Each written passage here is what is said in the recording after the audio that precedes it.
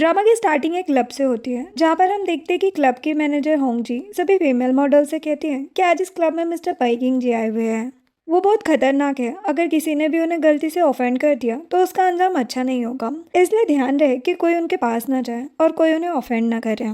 जो सुनकर एक लड़की कहती है कि बाप रे मिस्टर पाई, मैंने सुना है कि उन्हें किंग ऑफ द हेल कहा जाता है और 18 की एज में ही उन्होंने अपने डैड को जेल भेज दिया था। वही दूसरी तरफ हम हमारे हीरो पाइकिंग जी को देखते हैं जो क्लब के अंदर आ ही रहा होता है कि तभी हमारी हीरोइन ली मिमी जानबूझकर किंग जी से टकरा जाती है और चुपके से अपनी एक रिंग किंग जी के पॉकेट में डालकर सॉरी बोलकर वहां से चली जाती है। देन किंग जी भी वहां से चला जाता है। नेक्स्ट सीन में किंग जी एक प्राइवेट रूम में होता है और पोलो खेल रहा होता है, कोई भी उसके आसपास नहीं होता। लेकिन तभी मिमी वहां पर आती है और किंग जी के पास आकर कहती है कि मेरी एक चीज़ शायद आपके पास ही रह गई है। ये बोलकर वो जानबूझकर किंग जी के पास आकर उसे सिड्यूस करते हुए उसकी जैकेट से अपनी रिंग निकाल लेती है और कहती कि ये मेरी ही रिंग है। लेकिन तभी एक लड़की जिसका नाम सू लिली होता है वो वहां पर आती है और मिमी को धक्का देते हुए वहां से चली जाती है, जिससे कि मिमी नीचे गिर जाती है और मासूमियत से किंग जी से कहती है कि क्या तुम मुझे उठा सकते हो। ये सुनकर किंग जी अपने बचपन का एक इंसिडेंट याद करता है जब ऐसे ही एक दिन मिमी नीचे गिर गई थी और किंग जी ने उसे उठाया था। जो याद करके वो कहता है कि तुम्हारा नाम क्या है। वो कहती कि ली मिमी। किंग जी कहता है कि तो मिस ली, पहले ही बता दो कि मैं तुम्हारी इन घटिया चालों में नहीं फंसूंगा। मिमी खड़े होकर किंग जी के कंधों पर हाथ रख देती है और कहती कि मिस्टर पाई, मैं सच में आपको पसंद करती हूँ। किंग जी हंसते हुए कहता है कि क्या तुमने मेरे बारे में कुछ नहीं सुना। वो कहती कि सुना है, लोग आपको किंग ऑफ द हेल कहते हैं, लेकिन मुझे आपसे डर नहीं लगता। ये बोलकर उसे सिड्यूस करने की कोशिश करती है तो किंग जी उसे कंधे पर उठाकर वहां से लेकर चला जाता है। देन वो मिमी को टेरेस पर लेकर जाता है जहाँ वो जैसे ही उसे किस करने की कोशिश करता है मिमी उसे रोक देती है और कहती कि ये पब्लिक प्लेस है, यहाँ नहीं है। वो कहता है कि मुझे सिड्यूस करने की हिम्मत रखने वाली लड़की इतनी डरपोक है। जो सुनकर मिमी उसे किस करने लग जाती है और किंग जी भी उसके साथ रोमांस करने लग जाता है। फिर वो दोनों होटल रूम में जाकर इंटीमेट हो जाते हैं। नेक्स्ट दिन मॉर्निंग का होता है जहाँ पर मिमी बेड पर सोई होती है और किंग जी रूम में स्मोकिंग कर रहा होता है। तभी मिमी की नींद खुलती है और वो किंग जी को स्मोकिंग करता देख उसके पास आती है और कहती कि तुम स्मोकिंग क्यों कर रहे हो, कि रात को तुम्हें मजा नहीं आया। वो कहते कि बकवास बंद करो और बताओ कि तुम्हें क्या चाहिए, पैसा या कुछ और। मिमी कहती कि मुझे ये सब नहीं चाहिए, मुझे बस एक गुड मॉर्निंग किस दे दो। ये सुनकर किंग जी वहां से जा ही रहा होता है तभी मिमी उसे रोक कर किस कर देती है। तो वो कहते कि अब तुम्हें पनिशमेंट मिलेगी। ये बोलकर उसे फिर से किस करने लग जाता है और बेड पर लिटाकर उसके साथ फिर से इंटीमेट हो जाता है। नेक्स्ट सीन में मिमी सूलीली के पास जाती है जो कि एक्चुअल में उसकी फ्रेंड है, जिसे वो एक गिफ्ट देती है और कहती कि मेरी हेल्प करने के लिए थैंक्स। लिली कहती कि कोई बात नहीं, वैसे क्या किंग जी तुम्हारे पैर में पड़ गया। मिमी कहती कि नहीं, उसे बस मेरी बॉडी में इंटरेस्ट है। लिली कहती लेकिन ये तो अच्छी बात है, आज तक उसने किसी फीमेल के साथ टाइम तक स्पेंड नहीं किया है जो तुम उसके लिए खास हो। लेकिन ये बताओ कि तुम ये सब क्यों कर रही हो। जो सुनकर मिमी सैड हो जाती है और सालों पहले का एक इंसिडेंट याद करती है जहाँ पर हम देखते हैं कि कुछ गार्ड्स मिमी को जबरदस्ती एक जगह पर लेकर आते हैं। वहाँ पर लियांग इजे, सुन साओ और जियांग सोंगहुआ नाम के 3 बदतमीज प्ले बॉयज उसका वेट कर रहे होते हैं। तभी इजे मिमी से कहता है कि तो तुम मुझे मारना चाहती हो। मिमी गुस्से में कहती है कि तुमने मेरी बहन को मार दिया और मेरी मॉम को कोमा में पहुंचा दिया, मैं तुम सबको छोड़ूंगी नहीं। ईजे हंसते हुए कहता है कि अब तुम्हारी बहन खुद बिल्डिंग से कूद गई तो इसमें मेरी क्या गलती। तभी साओ और सोंगहुआ भी मिमी की सिस्टर और उसकी मॉम का मजाक उड़ाते हैं, जो देखकर मिमी गुस्से में उन्हें मारने के लिए आगे बढ़ती है। लेकिन तभी साओ मिमी के बाल पकड़ लेता है और ईजे एक जलता हुआ सिगरेट मिमी की चेस्ट पर रख देता है, जिससे कि वो दर्द की वजह से चिल्लाने लग जाती है। अब हम प्रेजेंट का सीन देखते हैं जहाँ पर मिमी अपने घर पर होती है और मिरर के सामने खड़े होकर रेडी हो रही है, जहाँ हम देखते हैं कि मिनी ने अपने चेस्ट के उस बर्न पार्ट पर टैटू बनवा लिया है और उसके आंखों में सिर्फ अपनी बहन और मॉम का बदला है। नेक्स्ट सीन में मिमी फिर से उस क्लब में जाती है जहाँ वो होंग जी के पास जाकर कहती है कि मिस होंग में आ गए।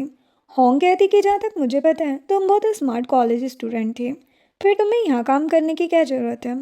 मिमी सोचती है कि ताकि मैं किंग जी के करीब आकर उन सभी कमीनों से अपना बदला ले सकूं। ये सोचकर वो कहती कि बस मुझे कुछ पैसों की जरूरत है। नेक्स्ट दिन रात का होता है जहाँ पर मिमी जब क्लब में होती है तो साम वहाँ पर आता है और मिमी को देखकर होंग से कहता है कि उस लड़की को यहाँ बुलाओ। होंग कहती कि सॉरी, लेकिन वो आपको साफ नहीं कर सकती, उसे मिस्टर पई का सपोर्ट मिला है। साव कहती कि क्या तुम मजाक कर रही हो, उस लड़की की शक्ल देखो, मिस्टर पई इसे सपोर्ट करेंगे, उसे यहाँ बुलाओ और घुटने टेकने को कहो। ये सुनकर मिमी साव के पास आती है। साव सोचता है कि ऐसा लगता है मैंने इसे कहीं देखा है। लेकिन तभी मिमी कहती है कि अगर मैं घुटने ना टेकूं तो। साओ कहते हैं कि तुम्हारी हिम्मत कैसे हुई मुझसे ऐसे बात करने की, घुटने तो तुम्हें टेकने ही पड़ेंगे। और साओ उसे एक किक मारता है जिससे मिमी घुटनों के बल गिर जाती है। जिसे देखकर होंग साओ से कहती है कि प्लीज इस पर थोड़ी दया कीजिए, लेकिन साओ गुस्से में होंग को वहां से जाने को कहता है तो वो डरकर वहां से चली जाती है। देन हम देखते हैं कि मिमी चुपके से किंग जी को कॉल करके फोन वहीं रख देती है और साओ से कहती है कि मेरे पीछे मिस्टर पई का हाथ है, तुम बचोगे नहीं। साओ कहता है लगता है तुम्हारा दिमाग खराब है, मिस्टर पई और तुम्हारे सपोर्टर। ऐसा कहकर उसके बाल खींचता है और उसे थप्पड़ मारने ही वाला होता है तभी किंग जी वहां आकर उसका हाथ पकड़ लेता है, जिसे देखकर साओ के तो होश उड़ जाते हैं। वो कहता है कि मिस्टर किंग जी आप यहाँ। किंग जी कहता है कि मिमी मेरी गर्लफ्रेंड है, तुम्हारी हिम्मत कैसे है उसे टच करने की। जो सुनकर वो डर जाता है और कहते कि मुझे ये नहीं पता था, प्लीज मुझे माफ कर दीजिए। लेकिन किंग जी एक वाइन की बोतल लेकर उसे साओ के सर पर फोड़ देता है, जिससे साओ फिर से उससे माफी मांगने लग जाता है। देन किंग जी मिमी को उठाकर उसे भी एक वाइन की बोतल देता है और कहते कि क्या तुम ट्राई करोगे। मिमी याद करती है कि कैसे उस दिन साओ ने उसकी बहन और मोम का मजाक उड़ाया था।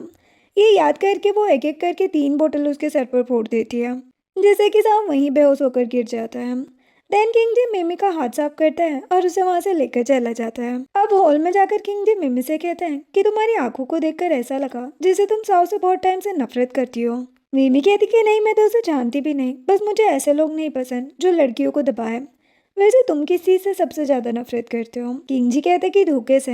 ये बोलकर अपने बचपन का इंसिडेंट याद करता है जहाँ पर किंग जी छोटा था और उसकी मॉम मिस पई उससे कहती है मॉम को कुछ काम है इसलिए तुम कुछ दिन यहाँ अपने ग्रैंडपा के साथ रहो।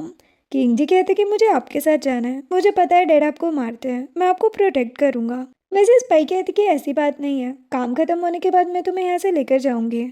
तो वो ओके बोल देता है, जिसके बाद मिसेस पई किंग जी के डैड जो जियो के पास जाती है और कहती है मुझे तुमसे डिवोर्स चाहिए और मैं किंग जी को लेकर जा रही हूँ। जियो गुस्से में कहता है कि किंग जी मेरा बेटा है, तुम उसे लेकर नहीं जा सकती। वो उन्हें गुस्से में पुश कर देते हैं जिससे कि उनका सर टेबल से टकरा जाता है और ऑन द स्पॉट उनकी डेथ हो जाती है। जो देखकर किंग जी भागकर बाहर आता है और मिसेस पई के पास बैठकर रोने लग जाता है।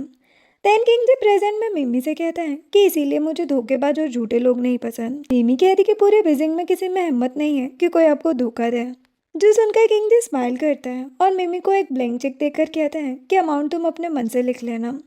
वो कहती कि क्या आपने मुझे बाकी लड़कियों जैसा समझा है जो पैसों के पीछे भागती है। ये बोलकर वो चेक मोड़कर फेंक देती है और किंग जी को सेड्यूस करने लग जाती है। किंग जी मिमी को खींचकर गोद में बिठा लेता है और उसे किस करने लग जाता है। लेकिन तभी मिमी का एक्स बॉयफ्रेंड लुयांग वहां आ जाता है और मिमी को किस करता देखकर कहता है कि मिमी ये आदमी कौन है। किंग जी यांग को देखता है तो यांग हैरान होकर कहते कि मिस्टर भाई आप। किंग जी मिमी से कहते कि तुम इसे जानती हो। यांग कहता है कि हाँ, मैं इसका बॉयफ्रेंड हूँ, इसने मेरे साथ ब्रेकअप नहीं किया है और ये यहाँ पर आपके साथ है। जो सुनकर किंग जी गुस्से में मिमी को कहता है कि तुम्हारी हिम्मत कैसे हुई मुझसे झूठ बोलने की। मिमी कहती लेकिन मेरी बात तो सुनो। लेकिन किंग जी उसका हाथ चटक देता है और वहां से चला जाता है, जिसे देखकर यांग कहते कि मिस्टर पई मैं इसे अच्छा सबक सिखाऊंगा और मिमी को लेकर चला जाता है। देन साइड में जाकर यांग मिमी से कहता है कि तुम इस तरह से मुझे चीट कैसे कर सकती हो। वो कहती कि बकवास बंद करो, तुमने मुझे पहले चीट किया था। यांग कहता है लेकिन वो बस बिजनेस मैरिज थी, प्यार तो मैं तुमसे ही करता हूँ। मिमी गुस्से में उसे थप्पड़ लगा देती है और कहती कि बकवास बंद करो वरना तुम्हारी एंगेजमेंट पार्टी पर बात कर दूंगी। देन यांग जब गुस्से में वहां से जा रहा होता है तभी किंग जी के कुछ गार्ड्स वहां आते हैं और उसे पकड़कर लेकर चले जाते हैं। देन गार्ड्स यांग को एक सुनसान जगह पर लेकर जाते हैं जहाँ किंग जी को देखकर यांग कहता है कि मिस्टर पई आप यहाँ कैसे। वो कहता है कि तुमने अपने राइट हैंड से ही मिमी को टच किया था ना। ये बोलकर एक चाकू निकालता है और यांग के राइट हैंड में घुसा देता है। यांग दर्द के मारे चिल्लाने लग जाता है और कहते कि मिस्टर पई ये आप क्या कर रहे हैं, उस मिमी ने आपसे झूठ बोला और आप मुझे मार रहे हैं। किंग जी कहते कि भले उसने झूठ बोला लेकिन ये याद रखो कि वो सिर्फ मेरी है। जो सुनकर यांग कहते कि मिस्टर पई मुझे माफ कर दीजिए, मुझे पता चल गया कि वो आपकी है, आज के बाद मैं उसे कभी भी परेशान नहीं करूंगा। किंग जी कहते कि अगर बात से मुकरे तो अच्छा नहीं होगा। नेक्स्ट सीन में किंग जी जब अपने घर के गार्डन में शूटिंग की प्रैक्टिस कर रहा होता है तब एक सर्वेंट मिमी के साथ वहां पर आती है और किंग जी से कहती कि यंग मास्टर ये लड़की आपसे मिलने आई है। किंग जी का एक फ्रेंड टिंग्यू किंग जी के असिस्टेंट से कहता है कि इस लड़की की हिम्मत तो देखो, ये सीधे किंग जी से मिलने अंदर आ गई। तभी किंग जी मिमी से कहता है कि जाओ यहाँ से। जो सुनकर मिमी अपनी जैकेट निकाल देती है तो टिंग्यू हैरान होकर कहता है कि इस लड़की की हिम्मत तो देखो, ये किंग जी को सेड्यूस करना चाहती है, इसे यहाँ से बाहर निकालो। लेकिन तभी किंग जी गन ऊपर करके असिस्टेंट और टिंग्यू को वहां से जाने को कहता है। जो सुनकर मिमी को छोड़कर सभी डरकर वहां से चले जाते हैं। ये देखकर मिमी किंगजी से कहती है कि प्लीज़ मुझे माफ़ कर दो। वो कहते कि तुमने मुझे चीट किया और चाहती हूँ कि मैं तुम्हें माफ़ कर दूँ। वो कहती कि मैंने झूठ बोला, लेकिन मैंने तुम्हें चीट नहीं किया। मैं पिछले 2 सालों से यांग के साथ रिलेशनशिप में थी, लेकिन आज तक हम दोनों के बीच कुछ नहीं हुआ। जो सुनकर किंगजी मिमी की चेस्ट पर गन पॉइंट करता है और कहता कि क्या उसने यहाँ टच किया। वो कहती कि नहीं। फिर उसकी कमर पर गन पॉइंट करता है और कहते कि हाँ। वो कहती कि नहीं। वो कहते कि सच सच बताओ। फिर डरते हुए कहती कि हाँ बस एक बार। किंग गुस्से में उसे उठाकर टेबल पर बिठा देता है और कहते कि तुम इतना झूठ कैसे बोल लेती हो। वो कहती लेकिन इसके पीछे एक रीज़न था। किंग जी कहते कि मुझे कुछ नहीं जानना और वहाँ से जा रहा होता है। तभी मिमी उसे पीछे से हक कर लेती है और उसकी हार्ट बीट फील करके कहती है कि तुम्हारी हार्ट बीट बहुत तेज है, मानो कह रही हो कि मिमी को माफ़ कर दूँ। किंग जी हंसने लगता है और मिमी उसे किस कर देती है और कहती कि तुम नाराज हो, इस वजह से मैं कल रात भर सो नहीं पाई और रात भर मैंने कुकीज़ बनाकर उसे बेच दी है, प्लीज़ मुझे माफ़ कर दो। किंग जी हंसने लगता है और कहते कि तुम नहीं सुधरोगे और उसे गोद में उठाकर वहाँ से लेकर चला जाता है। जिसके बाद वो जब मिमी को लेकर डाइनिंग टेबल के पास आता है तो उन दोनों को ऐसे देखकर तिंगयू, जो कि वहीं बैठा होता है, हैरान रह जाता है और सोचता है कि ये मैं क्या देख रहा हूँ, ये किंग ऑफ द हेल एक लड़की के साथ। लेकिन तभी किंगजी उसे वहां से जाने का इशारा करता है तो वो भागकर चला जाता है। देन में किंगजी को एक रोप देती है और कहती कि अगर चाहो तो मुझे पनिशमेंट दे सकते हो। किंगजी रोप को मिमी के हाथ पर बांध देता है और मिमी उसी रोप को किंगजी के हाथ में भी बांध देती है और कहती कि अब मैं हमेशा तुम्हारे साथ रहूंगी। वो कहते कि सोच लो, मैं कभी भी किसी को सेकेंड चांस नहीं देता। मिमी हमेशा रिलाती है और किंगजी उसे अपनी गोद में बिठाकर उसे एक लब्बट दे देता है। नेक्स्ट सीन में मिमी जब रेस्टोरेंट में होती है तब ईयरफोन में उसकी एक फ्रेंड बताती है कि साव यहाँ से निकल गया है। तभी साव मिमी के पीछे आता है, जिसे मिमी फील कर लेती है और जानबूझकर कॉल पर होंग से बात करते हुए नाटक करते हुए कहती है कि मिस होंग, मिस्टर पई ने मुझे छोड़ दिया, अब मेरा क्या होगा। तो सुनकर साव सोचता है कि मिस्टर पई ने इसे छोड़ दिया है, उस दिन का बदला लेने का ये अच्छा मौका है। तभी साव मिमी को पकड़ने के लिए आगे बढ़ता है और मिमी किंगडी को सेओमी कहकर मैसेज कर देती है। देन साव मिमी को आकर पकड़ लेता है और कहते कि आज मैं तुमसे हिसाब बराबर करके ही रहूंगा। ये बोलकर उसे एक थप्पड़ लगाता है और वहां से लेकर चला जाता है। देन साव मिमी को पकड़कर रेस्टोरेंट के एक प्राइवेट रूम में लेकर जाता है जहाँ पर वो उसे जमीन पर पटक देता है, जिसे देखकर उसके 2 फ्रेंड्स जो कि वहाँ बैठे होते हैं वो कहते कि ये कौन है। साव कहते कि कोई खास नहीं, बस एक मामूली सी क्लब मॉडल है, आज इसका एटीट्यूड अच्छे से निकालना है। ये कहकर साव एक वाइन की बोतल लेकर उसे मिमी के आगे गिरा देता है और फिर उसके बाल पकड़कर उसे वाइन चाटने को कहता है, जिसे देखकर मिमी हेल्प के लिए चिल्लाने लगती है। ये देखकर साव के दोनों फ्रेंड भी हंसते हुए वहां पर आते हैं और उसे टॉर्चर करने लग जाते हैं, जो देखकर साव खुश हो जाता है। लेकिन तभी किंग जी अपने गार्ड्स के साथ वहां आ जाता है और साव को एक किक मारकर कहते हैं कि मिमी कहाँ है और तुम्हारी हिम्मत कैसे हुई उसे फिर से टच करने की। जो सुनकर साव काफी डर जाता है और कहते कि मिस्टर पई, लेकिन आपने तो उसे छोड़ दिया था ना। किंग जी कहते कि बकवास बंद करो। तभी किंग जी को टेबल के नीचे से कुछ आवाज आती है। वो जैसे ही कपड़ा हटाता है तो देखते हैं कि मिमी उसके नीचे डरते हुए सहम कर बैठी है, जिसे देखकर वो मिमी को अपना हाथ देता है और कहते कि डरो मत, मैं आ गया हूँ, लाओ मुझे अपना हाथ दो। वो मिमी को बाहर निकालता है। मिमी रोते हुए उसे हक कर लेती है, कहती कि आज तुम नहीं आते तो पता नहीं मेरा क्या होता। किंग जी भी इमोशनल हो जाता है और उसे हक कर लेता है। फिर किंग जी के गार्ड साव के दोनों फ्रेंड्स को पकड़ लेते हैं और किंग जी उन्हें उनको वहां से लेकर जाने को बोल देता है, तो गार्ड्स उन्हें ले जाते हैं। ये देखकर साव डरते हुए किंग जी के पास आता है और कहते कि मिस्टर पई, 2 दिन पहले ही मेरे डैड ने आपके साथ मिलकर 4 करोड़ के प्रॉफिट वाले प्रोजेक्ट के लिए आपसे हाथ मिलाया है। क्या आप इस लड़की के लिए हमारे इस कॉपरेशन को ब्रेक करेंगे। किंग जी कहते कि तो तुम्हें लगता है कि मिमी को मारा हुआ थप्पड़ उस 4 करोड़ के सामने कुछ नहीं है। साव कहते कि आप कहना क्या चाहते हैं। किंग जी कहते कि यही कि वो कॉपरेशन मैंने पहले ही कैंसिल कर दिया। जो सुनकर साव डर जाता है और कहते कि मिस्टर भाई प्लीज ऐसा मत कीजिए, अगर ऐसा हुआ तो मेरे डैड मुझे जान से मार देंगे। किंग जी कहते हैं कि वैसे मैंने उन्हें पहले ही इस बारे में बता दिया है, वो यहाँ पर आते ही होंगे। जो सुनकर साव वहाँ से भागने की कोशिश करता है, लेकिन तभी उसके डैड वहाँ पर आ जाते हैं और गुस्से में कहते कि निकम्मे कहीं के, तुम्हारी हिम्मत कैसे हुई मिस्टर पई से पंगा लेने की, मैं तुम्हें छोड़ूंगा नहीं। ये बोलकर अपनी छड़ी से उसकी पिटाई करने लग जाते हैं और साव चिल्लाने लगता है। देन किंग जी मिमी को गोद में उठाता है और वहां से लेकर जाने लग जाता है, जिसे देखकर मिमी साव की तरफ देखकर सोचती है कि अभी तो बस गेम की शुरुआत है, आगे आगे देखो होता है क्या। नेक्स्ट सीन में किंग जी और मिमी जब कार में होते हैं तो किंग जी मिमी से कहते हैं कि तुम ठीक तो हो ना। मिमी सोचती है कि एक स्लेब के लिए इन्होंने इतना बड़ा प्रोजेक्ट कैंसिल कर दिया। ये सोचकर उसे हक कर लेती है। किंग जी कहते हैं कि चलो तुम्हें घर ड्रॉप कर देता हूँ। जिसके बाद मिमी किंग जी के साथ घर में होती है, जहाँ पर किंग जी मिमी के लिए स्वेलिंग कम करने का ऑइंटमेंट लेकर आता है। और उसे मिमी के गाल पर लगाने लग जाता है। मिमी चिल्लाती है और कहती कि मुझे दर्द हो रहा है। तो वो ऑइंटमेंट रखकर बर्फ उठा लेता है और कहता है कि ये कैसा रहेगा। मिमी कहती कि मेरे पास इससे भी अच्छा आइडिया है। वो कहता है कि क्या। तो मिमी उसे किस कर देती है, जो देखकर वो हैरान होकर कहता है कि तुम कभी नहीं सुधरोगे। किंगजी उसे एक पॉकेट नाइफ देता है और कहता है कि अब से ये हमेशा अपने पास रखना। साहब या कोई अगर तुम्हें बुली करने की कोशिश करे तो इससे तुम खुद को प्रोटेक्ट कर सकती हो। मिमी कहती है लेकिन मुझे डर लगता है। वो कहता है कि मेरे रहते हुए तुम्हें कैसा डर। वो कहती कि हाँ, लेकिन तुम्हारे रहते तो मुझे कोई भी बुली क्यों करेगा। जो सुनकर किंगजी हंसने लग जाता है। तभी मौके का फायदा उठाकर मिमी भी उसके नेक पर लपट कर देती है। देखकर किंगजी शॉक्ड हो जाता है और मिमी हंसने लग जाती है।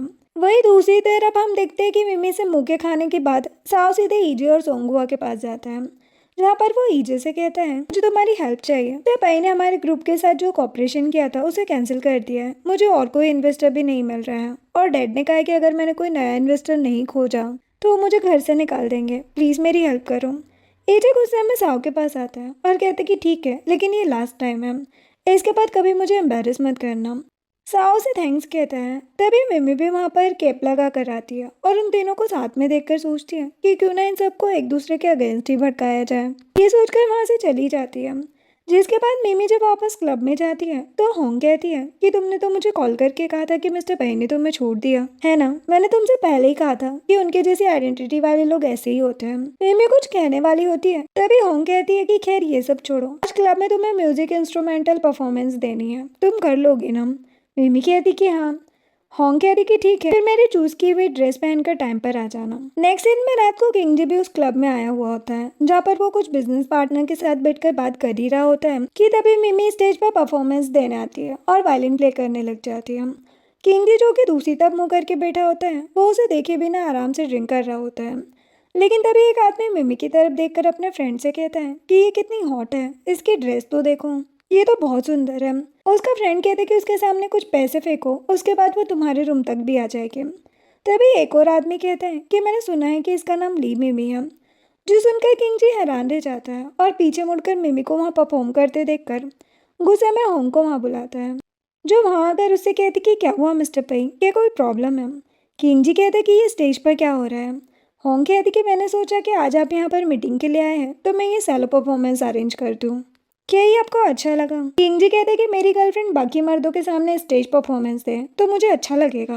जो सुनकर होंग हैरान होकर कहती कि क्या, लेकिन मैंने तो सुना था कि आपने उसे छोड़ दिया। प्लीज़ मिस्टर पाई मुझे माफ़ कर दीजिए, मैं अभी ये सब रोक देती हूँ। किंगजी गुस्से में खड़े होकर कहते कि इसकी कोई ज़रूरत नहीं है, और हाँ, कल से अगर तुम यहाँ नजर आई तो अच्छा नहीं होगा। जो सुनकर होंग के तो होश उड़ जाते हैं। देन किंगजी गुस्से में स्टेज पर जाकर मिमी का हाथ पकड़ लेता है। मिमी हैरान रह जाती है। किंगजी कहते कि तुम्हें पैसे चाहिए ना। वो उसे अपना बैंक कार्ड दे देता है और उसे अपनी जैकेट पहनाकर कहता है कि तुम्हें आज के बाद कोई परफॉर्मेंस करने की जरूरत नहीं है, और उसे गोद में उठाकर वहाँ से लेकर चला जाता है, जिसे देखकर सभी के होश उड़ जाते हैं। देन किंगजी जब मिमी को घर लेकर आता है तो बेडरूम में मिमी उससे कहती है कि प्लीज गुस्सा मत करो, मैंने वो स्टेज परफॉर्मेंस इसलिए की क्योंकि होंग ने मुझे कहा था और वो बहुत अच्छी है, इसीलिए मैं उसे मना नहीं करना चाहती थी। किंगजी कहते कि मतलब तुम मुझे मना कर सकती हो पर उसे नहीं।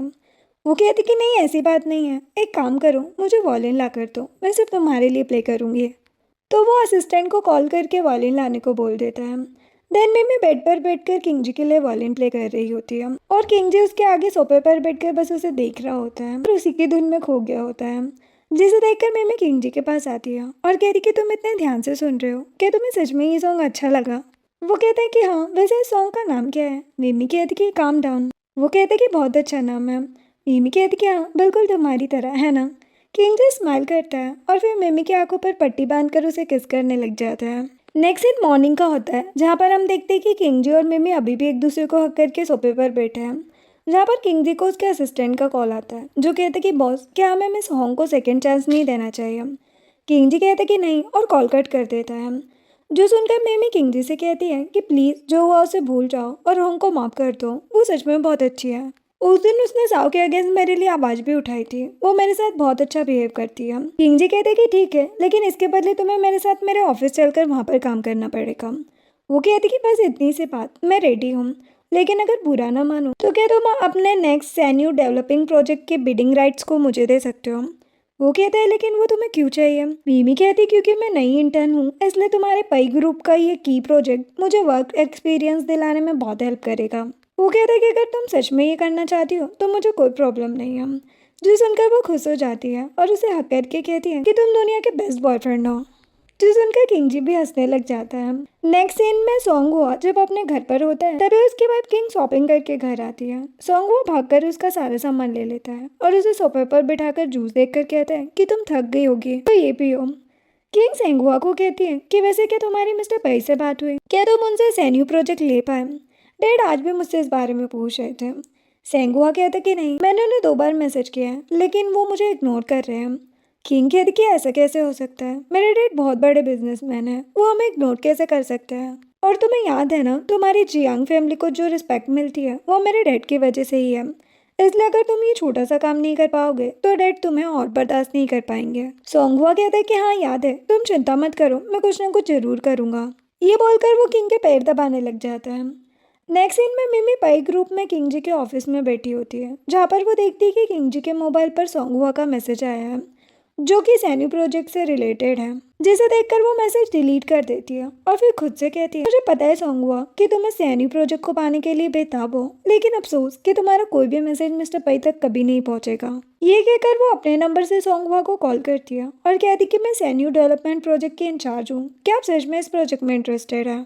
लेकिन तभी किंगजी वहाँ आ जाता है और कहते कि तुम यहाँ क्या कर रही हो? मिमी हैरान हो जाती है और मोबाइल पीछे करके कहती कि कुछ नहीं। ये बोलकर टेबल पर रखे किंगजी के फोटो फ्रेम को उठाकर कहती है कि मैं तो बस ये फ्रेम देख रही थी, सच में तुम पहले और भी ज्यादा हैंडसम थे। अगर मैं तुमसे पहले मिली होती तो उसी टाइम तुम्हारे प्यार में पड़ गई होती। किंगजी कहते कि क्या सच में? वो कहती कि हाँ। किंगजी कहते कि तुम कहती हो तो मैं मान लेता हूँ, वैसे अगर भूख लगी हो तो चलो साथ में कुछ खा लेते हैं। वो कहती कि ठीक है। नेक्स्ट सीन में मिमी सोंगहुआ के साथ एक रेस्टोरेंट में होती है, जहाँ पर सोंगहुआ उससे कहता है कि क्या सच में तुम सैन्यू प्रोजेक्ट हासिल करने में मेरी हेल्प कर सकती हो? मिमी कहती कि हाँ, लेकिन इसके लिए मेरे कुछ कंडीशंस भी हैं। वो कहता है लेकिन ये बताओ कि तुम अचानक से मेरे पास आकर मुझे ये प्रोजेक्ट क्यों देना चाहती हो? वो कहती क्योंकि मैं मिस्टर पई की वुमन हूँ और सोंगहुआ से बदला लेना चाहती हूँ। सोंगहुआ कहता कि 1 मिनट, इसका मतलब तुम ही वो लड़की हो जिसने साओ को उसके डैड से मार खिलवाई है? मिमी कहती कि हाँ। सोंगहुआ हंसने लगता है और कहता है कि ये तो काफी इंटरेस्टिंग है, लेकिन मैं ये कैसे मानूं कि तुम सच में मिस्टर पई की वुमन हो और मुझे ये प्रोजेक्ट दिला सकती हो? मिमी सीधे किंगजी को कॉल करती है और कॉल स्पीकर पर रखकर कहती है कि मिस्टर पई, मैं सिटी प्लाजा रेस्टोरेंट में हूँ, क्या आप मुझे पिक करने आ सकते हैं? किंगजी कहता है कि मैं अभी बिजी हूँ, मैं असिस्टेंट को भेज देता हूँ। जो सुनकर मिमी कहती कि देख लो, मुझे अभी अभी मेरे कॉलेज का एक फ्रेंड मिला था जो कह रहा था कि मैं बहुत खूबसूरत हूँ, कहीं हम दोनों हुकअप ना कर लें। जो सुनकर किंगजी जेलस हो जाता है और कहता है कि ठीक है 10 मिनट में आता हूँ। जो सुनकर मिमी खुश होकर कॉल कट कर देती है और सोंगहुआ से कहती है कि अब तो तुम्हें विश्वास हो गया ना? वो कहते कि ठीक है बताओ तुम्हारी कंडीशन क्या है? मिमी कहती कि मेरे पास एक ही कंडीशन है और वो ये कि तुम्हें साओ को बर्बाद करना होगा। सोंगहुआ कहता है लेकिन मैं अपने ही फ्रेंड के पीठ पर चाकू कैसे मार सकता हूँ? मिमी कहती कि ठीक है जैसी तुम्हारी मर्जी। ये बोलकर जा रही होती है, तभी सोंगहुआ कहता है कि नहीं रुको, मैं रेडी हूँ। जो सुनकर मिमी खुश हो जाती है। नेक्स्ट सीन में मिमी जब सड़क पर खड़ी होती है तो किंगजी कार से उसे वहां पर लेने आता है और कहते हैं कि कार में बैठो। वो जैसे कार में बैठती है तो वो अपनी टाई निकाल कर उसके हाथ बांध देता है और उसे किस करने लग जाता है, जो देखकर मिमी हैरान हो जाती है। और वही दूसरी तरफ सोंगहुआ भी बाहर खड़े होकर ये सब देख लेता है और फिर मिमी को मैसेज करके कहते कि मिस ली, अगर मिस्टर पई के साथ कॉपरेशन एग्रीमेंट तक पहुंचने में तुम मेरी हेल्प करो तो मैं तुम्हारे कंडीशंस मानने को तैयार हूँ। इधर किंगजी मिमी को किस कर ही रहा होता है, तभी मिमी कहती है कि तुमने टाई बहुत जोर से बांधी है। वो उसका हाथ खोलकर वो टाई उसकी आंखों पर बांध देता है और उसकी ड्रेस के बटन ओपन करने लग जाता है, तो मिमी काफी ज्यादा नर्वस हो जाती है। किंगजी हंसते हुए टाई वापस लेकर अपनी जगह पर बैठ जाता है। मिमी कहती कि क्या तुम्हें मुझे परेशान करके मजा आता है? वो हंसते हुए कहते कि हाँ। फिर वो लोग वहाँ से चले जाते हैं। नेक्स्ट सीन में किंगजी और मिमी जब वापस ऑफिस आते हैं तो मिमी किंगजी से कहती है कि तुमने मुझे जिस सैन्यू प्रोजेक्ट का इंचार्ज बनाया है उसके लिए मैंने सोचा है कि हम जियांग ग्रुप के साथ हाथ मिला सकते हैं। मुझे लगता है कि वो हमारे सारे क्राइटेरिया को पूरा करते हैं। अगर तुम्हें मुझ पर विश्वास नहीं तो खुद जियांग ग्रुप की इन्फॉर्मेशन देख सकते हो। किंगजी कहते कि नहीं, मुझे तुम पर भरोसा है। ये बोलकर उसे एक की देता है और कहता है कि ये मेरे ऑफिस की है, तुम्हें कभी भी किसी इन्फॉर्मेशन की जरूरत हो तो मेरे ऑफिस चले जाना। जो देखकर मिमी हैरान होकर कहती है लेकिन वहाँ बहुत सारे इंपॉर्टेंट डिटेल्स और इन्फॉर्मेशन होंगे, तुम ये मुझे क्यों दे रहे हो? वो कहता है क्योंकि मुझे तुम पर भरोसा है। जी सुनकर वो खुश हो जाती है और कहती कि लोग कहते हैं कि तुमने एक कैनरी पाल रखी है, इसीलिए मैं हार्ड वर्क करके उन सभी को मुंह तोड़ जवाब देना चाहती हूँ। वो कहता है लेकिन मैंने तो तुम्हें कभी भी अपनी कैनरी नहीं समझा है। जी सुनकर मिमी खुश हो जाती है और किंग जी कहते हैं कि क्यों ना अब तो मैं नाम के तौर पर आज रात मुझे अपने घर पर इन्वाइट करो। नेक्स्ट सीन में रात को मिमी किंग जी को उसके घर लेकर आती है। किंग जी कहते हैं कि तुम यहाँ रहती हो। वो कहती कि हाँ मैं यहीं बड़ी हुई हूँ, तुम बैठो मैं तुम्हारे लिए कुछ खाने को बना देती हूँ। मिमी किचन में चली जाती है। किंग जी उसके घर को देखने लगता है। तभी किंग जी की नज़र वहाँ पर रखे विश बोर्ड पर जाती है, जिसे देखकर वो मिमी से कहते कि ये सब क्या है। वो कहती कि ये मेरी विश लिस्ट है, मैं बचपन से ही मेरे हर बर्थडे पर मेरी हर एक विश नोट में लिख देती थी और बाद में रियलाइज़ हुआ कि ये सब फालतू की बात है। जो सुनकर किंग जी वो विश लिस्ट देखता है जहाँ लास्ट नोट पर मिमी ने लिखा होता है कि उसे अपनी मॉम और सिस्टर के साथ एक बड़े घर में रहना है। ये देखकर किंग जी एक इंसिडेंट याद करता है जहाँ पर जब वो ऑफिस में होता है तो असिस्टेंट आकर उससे कहता है कि मैंने मिस मिमी की इन्वेस्टिगेशन की, एक्चुअल में उनकी सिस्टर स्टेयर से गिरकर मर गई थी और उनकी मॉम कोमा में है। जो सुनकर किंग जी कहते हैं कि उसकी मॉम के लिए सिटी के सबसे अच्छे डॉक्टर की अरेंजमेंट करो और हाँ उसे इस बारे में मत बताना। एस्ट्रेंड ओके बोलकर चला जाता है। ये याद करके किंग जी खुद भी एक नोट लेता है और उस पर अपनी विश लिख देता है और उसे उसी बोर्ड पर लगाकर किचन में जाकर मिमी से कहता है कि ये घर बहुत अच्छा है लेकिन ये सेफ नहीं है, मैं चाहता हूँ कि तुम कहीं और रहो। मिमी कहती कि कहाँ। वो कहता है कि यूजिंग तेम में मैंने एक घर लिया है, मैं उसे तुम्हारे नाम पर कर देता हूँ। मिमी कहती कि नहीं वो बहुत एक्सपेंसिव जगह है, मुझे वो नहीं चाहिए। किंग कहते हैं लेकिन वहाँ प्राइवेसी अच्छी है, वहाँ मेरे अलावा कोई तुम्हें देख नहीं पाएगा।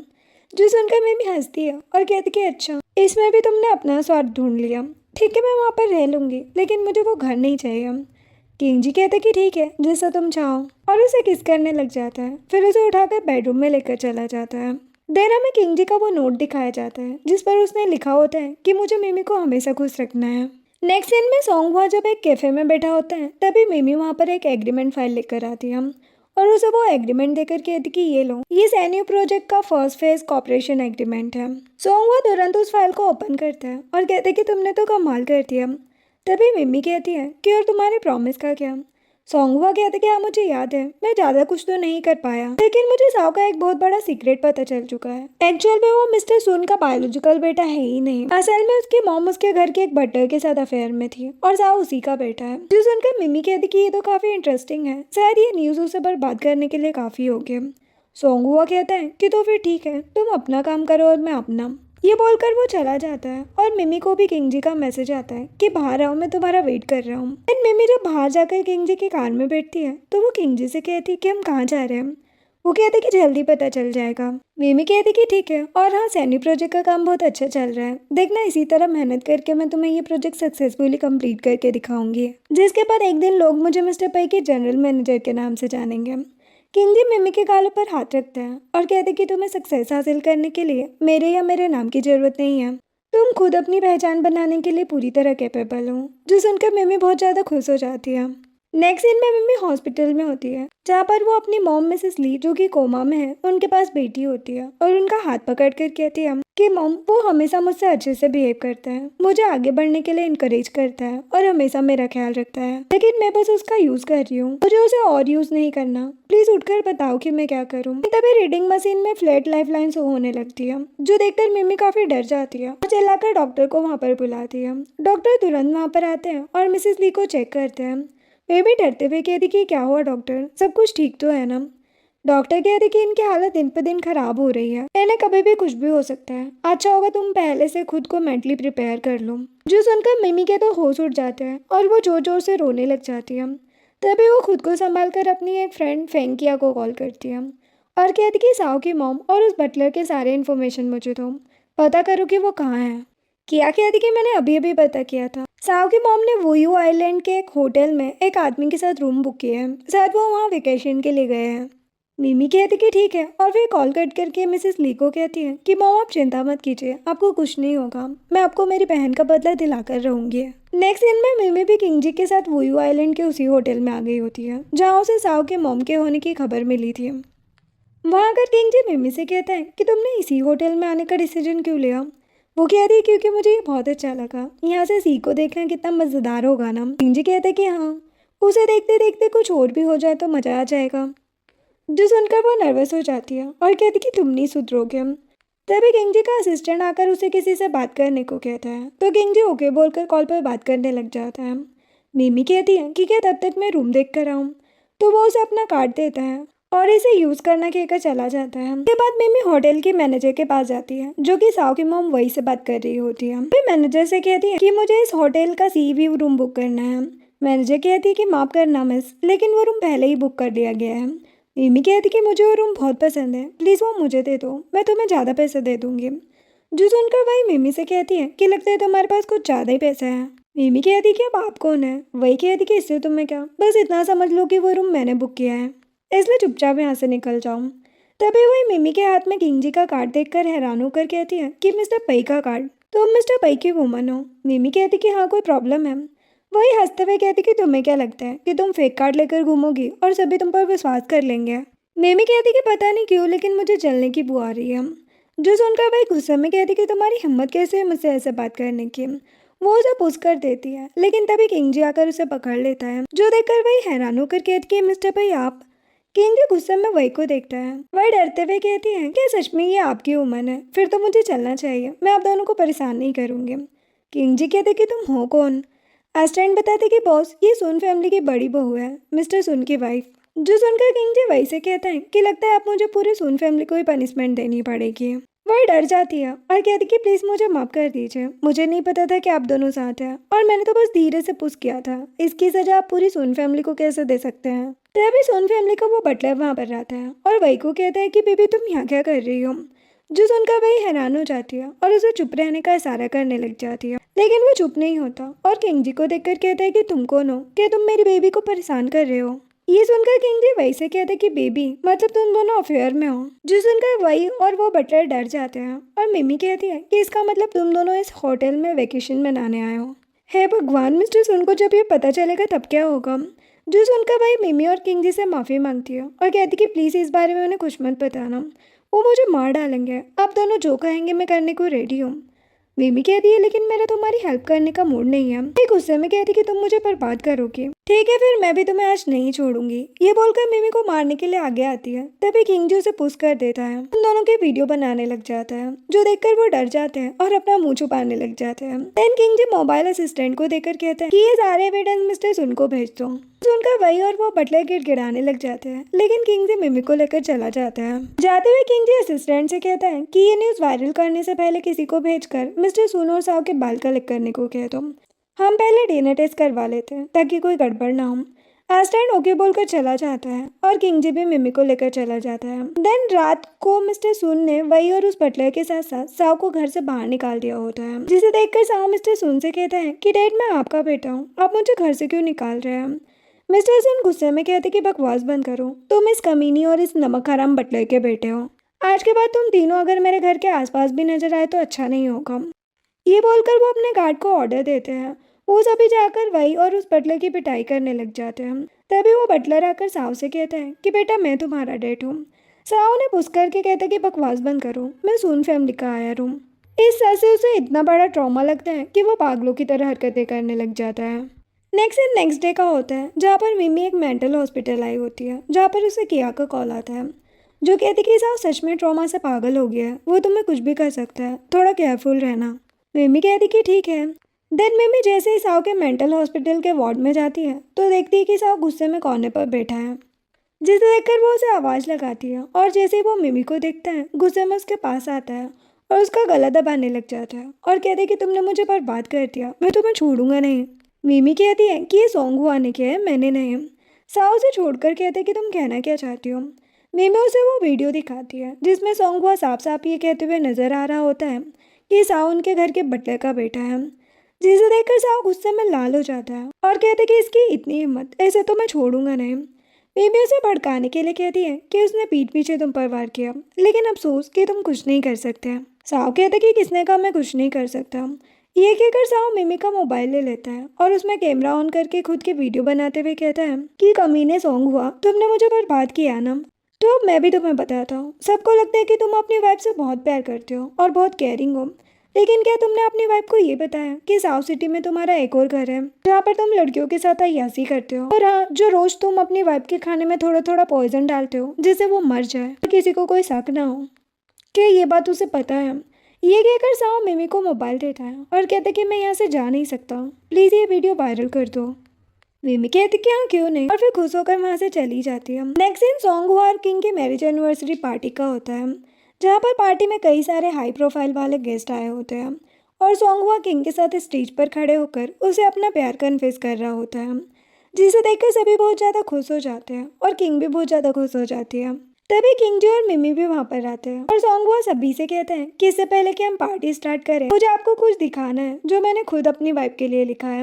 ऐसा कहकर वो स्क्रीन ऑपरेटर को स्क्रीन पर वो पैराग्राफ शो करने के लिए कहता है, लेकिन तभी स्क्रीन पर साव की वो वाली वीडियो प्ले होने लग जाती है जिसमें उसने सोंगहवा के सारे सीक्रेट रिवील कर दिए थे, जिसे देखकर सोंगहवा और किंग के साथ साथ वहाँ पर आए सभी गेस्ट के होश उड़ जाते हैं और सोंगहवा सभी से कहता है कि ये किसी ने प्रैंक किया है, प्लीज़ इस पर विश्वास मत करो।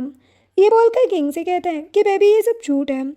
किंग उसे थप्पड़ लगाती है और कहती कि बकवास बंद करो। सोंगहवा कहते कि साहब पागल हो गया है, तुम उस पर विश्वास कैसे कर सकती हो। किंग कहती कि मैं खुद इसकी इन्वेस्टिगेशन करूंगी और अगर ये सच हुआ तो मैं तुम्हें छोड़ूंगी नहीं। ये बोलकर वो गार्ड्स को ऑर्डर देती है तो गार्ड सोंगहवा को वहां से लेकर चले जाते हैं। नेक्स्ट दिन रात का होता है जहाँ पर इन्वेस्टिगेशन में सोंगहवा के सारे कारनामे सामने आ गए होते हैं और पुलिस उसे अरेस्ट करके लेकर जा रही होती है, जिसे मिमी दूर से देखकर खुश हो रही होती है और फिर उस स्क्रीन ऑपरेटर को कॉल करके कहती है कि तुमने अच्छा काम किया। लेकिन तभी हम देखते हैं कि किंग जी जो कि आगे कार में बैठकर मिमी को देख रहा होता है, वो उसे कॉल करके कहता है कि तुम कहाँ हो। मिमी कहती कि मैं शॉपिंग करने आई थी। किंग जी कहते कि तुम्हें पता है ना मुझे झूठ से नफरत है। मिमी कहती कि तुम ऐसा क्यों कह रहे हो, तुम कहाँ हो, मैं अभी वहाँ पर आती हूँ। किंग जी कहते कि जस्ट तुम्हारे आगे वाली कार में है। जो सुनकर वो आगे देखती है और किंग जी को वहाँ देखकर हैरान रह जाती है। देन किंग जी मिमी को घर लेकर आता है। मिमी उससे कहती कि मैं सच कह रही हूँ, मैं बस कोइंसिडेंस से वहाँ थी, मैंने पुलिस सायरन की आवाज़ सुनी थी तो वहाँ चली गई। किंग जी गुस्से में उसके सामने कुछ फोटोज फेंकता है जिसमें कि मिमी साफ साफ सोंगहवा से मिलते हुए नजर आ रही होती है। मिमी हैरान हो जाती है। किंग जी कहता है कि अभी भी तुम्हें कुछ कहना है, और हाँ मुझे ये भी पता है कि उस दिन तुमने जानबूझकर साव के सामने खुद को खतरे में डाला था और जानबूझकर मुझे वुयू आइलैंड भी लेकर गई थी ताकि तुम बस अपना काम पूरा कर सको। मिमी कहती कि तो तुम्हें मुझ पर पहले से शक था। वो कहते कि हाँ, लेकिन मैंने ये कभी भी नहीं सोचा था कि तुम इस कदर मुझे सिर्फ और सिर्फ अपने मोहरे की तरह यूज़ करोगे। जो सुनकर मिमी की आंखों में आंसू आ जाते हैं। वो कहती कि प्लीज़ मुझे माफ़ कर दो, मैं उनसे नफरत करती हूँ इसीलिए मैंने ये सब किया। किंग जी अपनी लाइटर जलाकर उस फोटो में आग लगा देता है और कहता है कि मुझे पहले ही तुम्हारी सच्चाई समझ जानी चाहिए थी। जिस दिन तुमने मुझे पहली बार देखा था उसी दिन तुम्हें लगा होगा कि मैं बेवकूफ़ हूँ और तुम मुझसे अपना काम करवा सकती हो, है ना। जो सुनकर मिमी रोते हुए खड़े होकर कहती कि ऐसा नहीं है, प्लीज़ मुझे माफ़ कर दो, मैंने जो किया मजबूरी में किया। किंग जी गुस्से में उसका गला पकड़ लेता है और कहते कि मुझे हर दिन लगा कि तुम मुझसे प्यार करती हो और सच में मेरी रिस्पेक्ट करती हो, लेकिन मैंने नहीं सोचा था कि इस मासूम से चेहरे के पीछे इतना बड़ा झूठ छुपा होगा। मिमी कहती कि प्लीज़ ऐसा मत कहो, मैंने ये जानबूझकर नहीं किया। हर बार जब मैं ये करती थी तो मुझे बहुत गिल्ट होता था, लेकिन मैं और कर भी क्या सकती थी। किंग जी कहते कि बकवास बंद करो, आखिर अब तुम कितना झूठ बोलोगी। याद है बचपन में जब मैं रेनबो ब्रिज से कूद कर सुसाइड करने वाला था तब तुमने मुझे बचाया था। उस दिन से मुझे सबसे ज़्यादा विश्वास सिर्फ तुम पर ही था, लेकिन आज तुमने वो विश्वास भी तोड़ दिया। जो सुनकर मिमी हैरान होकर कहती है कि उस रात जिसे मैंने बचाया था वो तुम थे। तभी हमें 18 साल पहले हुए उस इंसिडेंट का फ्लैशबैक दिखाया जाता है, जहाँ पर किंग जी जब छोटा था तो वो उस रेनबो ब्रिज से कूदने ही वाला था, लेकिन तभी मिमी आ जाती है और कहती कि रुको, तुम ये क्या कर रहे हो। वो कहते कि मैं मरने जा रहा हूँ, मेरे डैड हमेशा मेरी मॉम को मारते हैं और मैं उन्हें बचा नहीं पाता, मैं किसी काम का नहीं हूँ। ये बोलकर वो फिर से नीचे कूदने वाला होता है, तभी मिमी जानबूझकर नीचे गिर जाती है और उसे कहती कि क्या तुम मुझे उठा सकते हो। किंग जी उसे अपना हाथ देकर ऊपर उठाता है। मिमी कहती कि तुमने मेरी हेल्प की, तुम बहुत स्ट्रांग हो, तो तुम वेस्ट कैसे हुए। वो कहते कि नहीं मैं यूजलेस हूँ, मैं अपनी मॉम को प्रोटेक्ट नहीं कर सकता।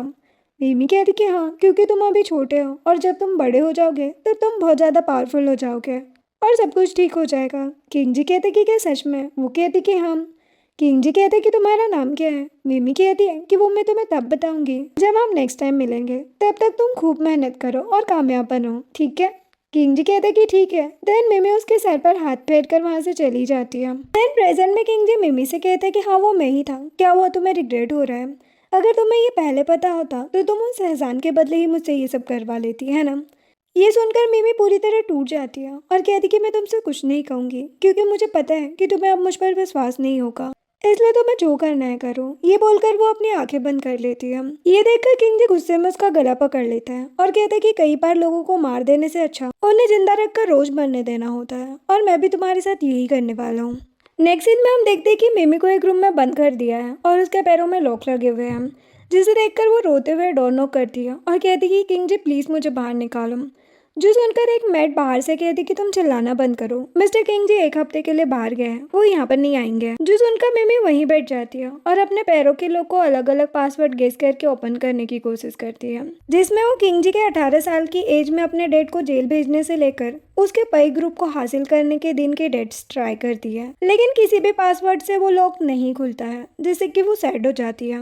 वही दूसरी तरफ हम देखते हैं कि किंग जी तिंगयू के साथ एक बार में बैठा है, जहाँ तिंगयू किंग जी से कहता है कि मैंने कभी नहीं सोचा था कि वो मासूम से दिखने वाली लड़की तुम्हें इस तरह से धोखा देगी। अगर तुम कहो तो क्या मैं उसे सबक सिखाऊं? किंग जी ड्रिंक करते हुए रोककर कहते कि नहीं, मेरे अंदर उसे चोट पहुंचाने की हिम्मत नहीं है, मैं सच में अभी भी उससे बहुत प्यार करता हूँ। जिसे देखकर तिंगयू भी इमोशनल हो जाता है।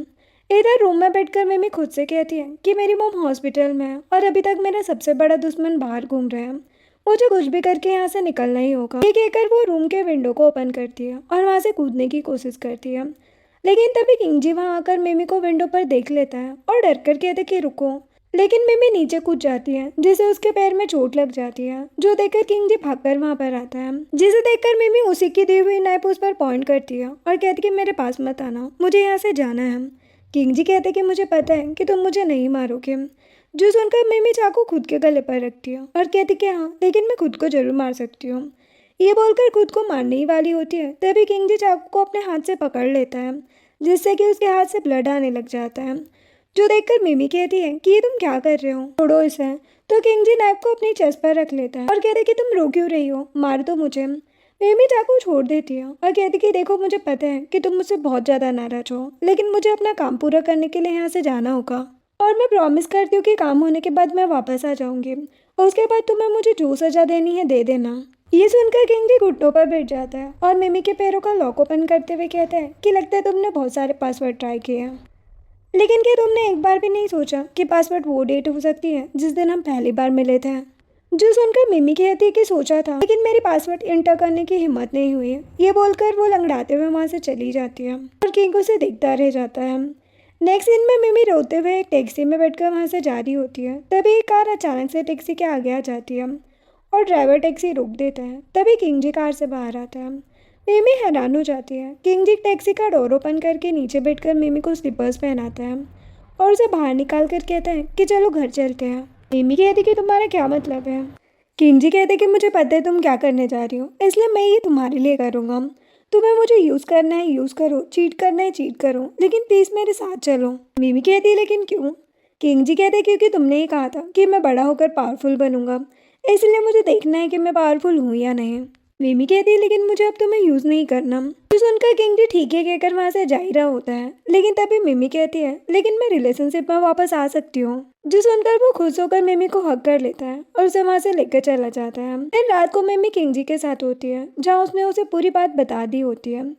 किंग जी कहता है कि तुमने इतना कुछ अकेले सहा है, अब मैं तुम्हें खतरे में नहीं डालूंगा, अब तुम्हारा काम मैं करूंगा। मिमी कहती कि नहीं, तुम्हारे ग्रैंडपा ईजे के ग्रैंडपा के फ्रेंड है और तुम्हारे पाई ग्रुप के साथ उनके अच्छे कनेक्शन है, मैं नहीं चाहती कि तुम ये करो।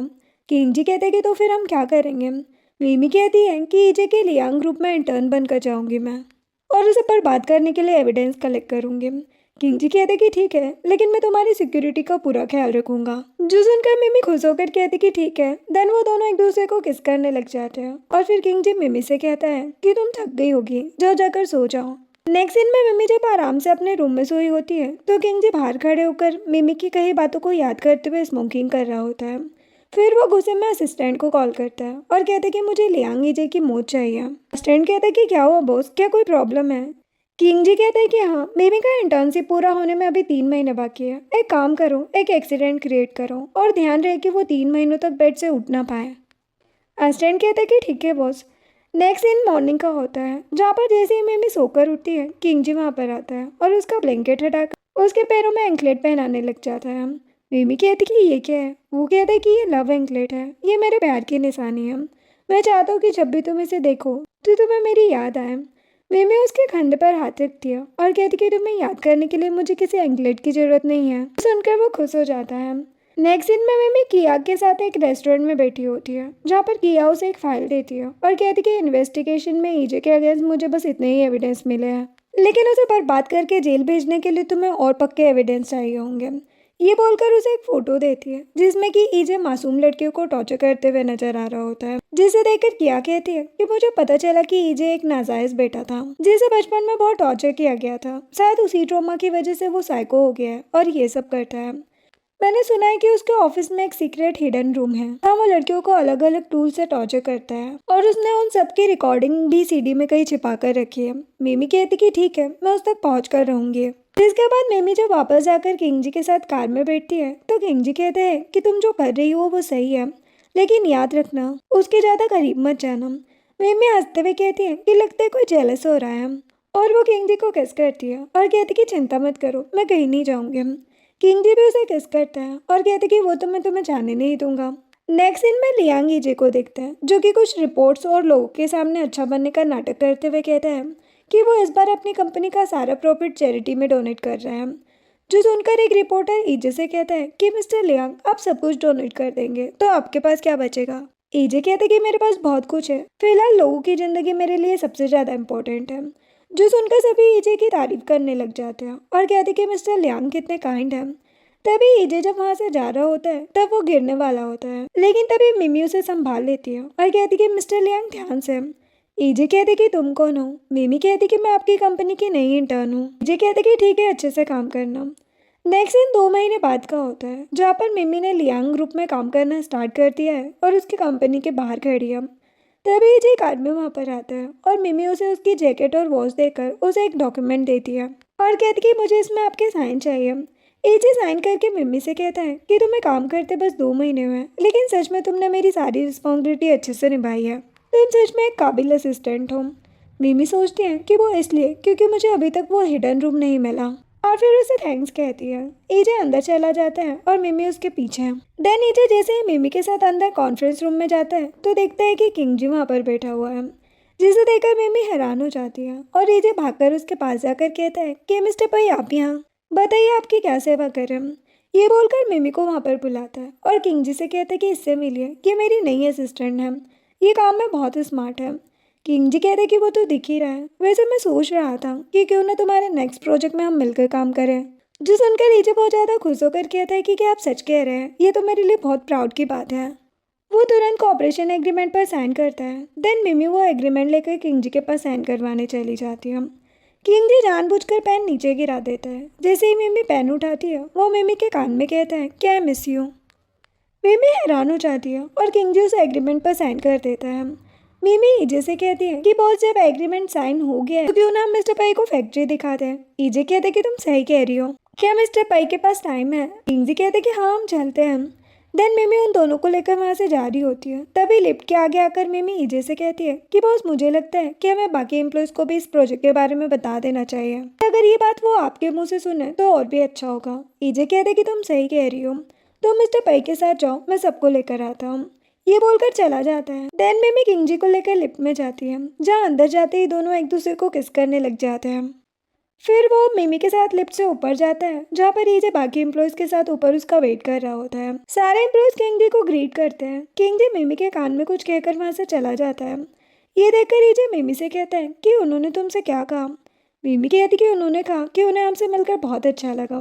फिर वो दोनों किंग जी को फैक्ट्री दिखाने के लिए लेकर चले जाते हैं।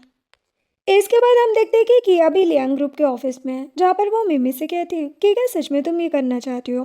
मिमी कहती कि हाँ, 2 महीने से भी ज़्यादा टाइम हो चुका है, मुझे अभी तक वो हिडन रूम नहीं मिला है। मुझे वहाँ जाने के लिए ईजे को उकसाना ही पड़ेगा और इसके लिए मैं खुद को बेड की तरह यूज़ करूँगी। किया कहती है लेकिन इसमें बहुत खतरा है, अगर हम तुम्हें नहीं बचा पाए तो। मिमी कहती है लेकिन हमारे पास कोई और ऑप्शन भी तो नहीं है। तभी मिमी पीछे से ईजे को आते हुए देख लेती है और अपना नाटक स्टार्ट करते हुए किया को एक थप्पड़ मारकर उसे नीचे गिरा देती है और और उसके ऊपर कॉफी फेंक कर कहती कि नाजायज कही की तुम्हें यहाँ रहने का कोई हक नहीं है, मैं तुम्हें छोड़ूंगी नहीं। ये सब देखकर ईजे छिपकर ये सब देखने लग जाता है और किया भी रियल एक्टिंग करते हुए रोते हुए मिमी से कहती है कि प्लीज मुझे माफ कर दो, मुझे जाने दो। जो सुनकर मिमी कहती कि चिंता मत करो, मैं अभी तुम्हें स्लम आइलैंड भेजूंगी जहाँ तुम्हें टॉर्चर किया जाएगा। और तुम्हें पता है लियांग ईजे के साथ भी बचपन में ऐसा ही हुआ था और तुम्हारे बाद मैं उसके साथ भी ऐसा ही करूंगी और उस नाजायज को उसका बचपन याद दिलाऊंगी। ये बोलकर किया को मारने लग जाती है और ये सब सुनकर ईजे गुस्से में लाल हो जाता है। नेक्स्ट सीन में ईजे जब ऑफिस में होता है तो मिमी कुछ फाइल्स लाकर उसे देती है और चलती हुई कहकर जाने लगती है, लेकिन तभी ईजे कहते कि रुको, अगर चाहो तो मैं तुम्हें घर ड्रॉप कर सकता हूँ। मिमी कहती कि क्या सच में? वो कहते कि हाँ, तुम मेरी असिस्टेंट हो, मैं इतना तो कर ही सकता हूँ। वो कहती कि ठीक है, फिर तब तक मैं सामान पैक कर लेती हूँ। जिसके बाद बाहर जाकर मिमी सीधे ईजे की कार में बैठती है और कहती कि मुझे घर लेकर जाने के लिए थैंक्स। ये बोलकर वो वहाँ रखे एक फ्लावर को स्मेल करती है और कहती कि इसकी स्मेल कितनी अच्छी है। फिर वो किया को अपनी लोकेशन सेंड कर देती है और उस फ्रेगनेंस की वजह से बेहोश हो जाती है और ईजे हंसते हुए उसे लेकर चला जाता है। वही दूसरी तरफ लोकेशन मिलते ही किया लोकेशन ट्रैक करने की कोशिश करती है, लेकिन लोकेशन ट्रैक नहीं होता, जिससे कि वो काफ़ी ज़्यादा डर जाती है। तभी उसे किंग जी का कॉल आता है जो कहता है कि मिमी कॉल रिसीव नहीं कर रही, क्या तुम्हें पता है वो कहाँ है? किया डरते हुए उसे पूरी बात बता देती है, जो सुनकर किंग जी अपने सभी गार्ड्स के साथ मिमी को ढूंढने निकल जाता है। नेक्स्ट सीन में ईजे मिमी को अपने उसी हिडन रूम में लेकर आ गया होता है जहाँ पर मिमी बेहोश पड़ी थी। ईजे दूसरी तरफ जाकर अपने टूल्स निकाल रहा होता है, तभी मिमी को होश आ जाता है और ईजे से कहती है कि तो यही है तुम्हारा हिडन रूम। ईजे कहता है कि हाँ, तुम इसे टॉर्चर रूम भी कह सकती हो, तुमने मुझे नाजायज चाइल्ड कहा था ना, अभी बताता हूँ मैं कौन हूँ। ये बोलकर वो एक नाइफ लेकर मिमी की तरफ आता है, जिसे देखकर मिमी काफी डर जाती है, लेकिन तभी वो किंग जी का दिया हुआ पॉकेट नाइफ चुपके से निकालकर ईजे के हाथ पर कट मार देती है। ईजे को काफी गुस्सा आता है और वो फिर से मिमी पर अटैक करता है, लेकिन इस बार मिमी चाकू उसके गाल पर रख देती है, जिससे वो डर जाता है। देन मिमी चाकू उसके थाई पर घुसा देती है और कहती कि ये मेरी बहन के लिए जिसे तुमने मुझसे छीन लिया। ईजे दर्द से चिल्लाने लग जाता है और वहीं गिरकर बेहोश हो जाता है, जिसे देखकर मिमी ईजे के लैपटॉप के सारे एविडेंस वीडियो अपने पेन ड्राइव में कॉपी करने लग जाती है। तभी किंग जी भी वहाँ पर आता है और मिमी से कहते कि तुम ठीक तो हो ना, इसने तुम्हें कुछ किया तो नहीं ना? मिमी कहती कि नहीं, मैंने पहले ही इसे मार दिया, अभी इसके सारे एविडेंस कॉपी कर रही हूँ, लेकिन इसमें टाइम लगेगा, मैंने पुलिस को भी कॉल कर दिया है।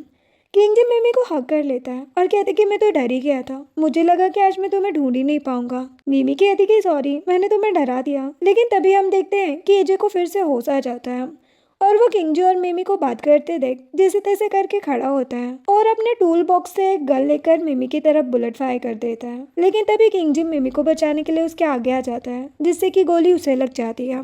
तभी किंग जी के गार्ड्स भी वहां आकर ईजे को पकड़ लेते हैं और किंग जी मिमी के सामने ही बेहोश हो जाता है, जिससे मिमी काफी ज्यादा डर जाती है।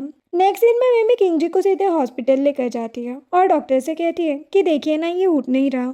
डॉक्टर उसे आईसीयू में लेकर चले जाते हैं और मिमी बाहर खड़े होकर रोने लग जाती है।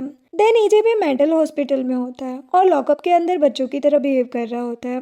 तभी मिमी तेंगू के साथ वहां पर आती है, जिसे देखकर ईजे कहता है कि मेरी मॉम मुझे लेने आने वाली है, तुम दोनों ने अगर मुझे परेशान किया तो मैं उनसे तुम्हारी कंप्लेन कर दूंगा। तेंगू मिमी से कहता है कि अपने बचपन को फिर से याद करने की वजह से ये सदमे में चला गया है और बच्चों की तरह बिहेव कर रहे हैं।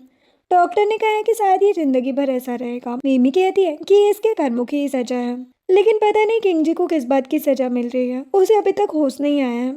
तेंगू कहता है कि भाभी आप चिंता मत कीजिए, किंग जी को कुछ नहीं होगा, वो आपसे बहुत प्यार करता है, वो आपको इतनी आसानी से छोड़कर नहीं जाएगा। नेक्स्ट सीन हम 2 साल बाद का देखते हैं, जहाँ पर हम देखते हैं कि मिमी की मॉम मिसेस ली पूरी तरह से ठीक हो गई है और व्हील चेयर पर बैठकर मिमी के लिए फ्लावर गार्लैंड बना रही है।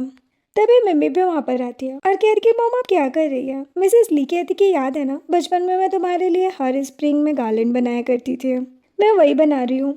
जो सुनकर वो खुश हो जाती है। तभी किंग जी भी वहाँ पर आता है, जिसे देखकर मिसेस ली कहती है कि तुम भी सही टाइम पर आए हो, क्या तुम आज मेरे लिए मेरा ग्रामोफोन रिपेयर करवा सकते हो? मिमी कहती कि मॉम आप भी ना, किंग जी पाई ग्रुप का सीईओ है, उसके पास अब आपके ग्रामोफोन को रिपेयर करवाने का टाइम कहाँ है?